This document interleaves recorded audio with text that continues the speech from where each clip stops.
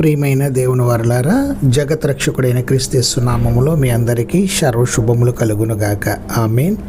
లేఖన సందర్భంలోకి వెళితే, ఆయన సెలవు లేక భోజనం చేసి సంతోషించడం ఎవరికి సాధ్యమో అంటున్నాడు. మనిషి అన్నపానాలు పుచ్చుకుంటూ తన కష్టార్జితంతో సంతృప్తి చెందాలన్నదే. అయినా ఇలాంటి సంతృప్తి కూడా కేవలం తాత్కాలికమైనది ప్రియులారా.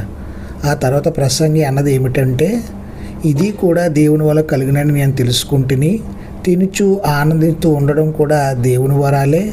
ఒకడు దేవుని ఆనందింపజేస్తే అతని జీవితంలో అతడు పొందే ఆనందం బహు గొప్పది.